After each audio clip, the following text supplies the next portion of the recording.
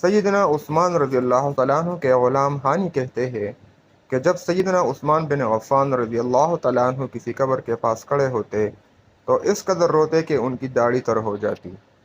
کسی نے ان سے کہا، آپ جنت اور دوزخ کا ذکر بھی کرتے ہیں لیکن اس وقت تو اتنا نہیں روتے اور قبر کو دیکھ کر اس قدر روتے ہیں۔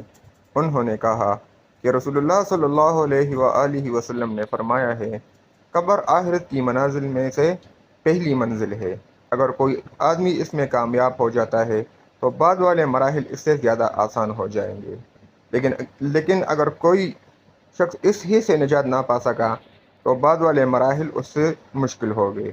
اور رسول اللہ صلی اللہ علیہ وآلہ وسلم نے فرمایا ہے، اللہ کی قسم، میں نے جب بھی اللہ کے عذاب کے مناظر دیکھے تو قبر کا منظر سب سے ہولناک پایا۔ مسند احمد کی حدیث ہے۔ دوستو، ہمارے چینل کو سبسکرائب کرو اور اس حدیث کو زیادہ سے زیادہ شیئر کرو اور آپ صلی اللہ علیہ وآلہ وسلم پر درود شریف ضرور بھیجیں۔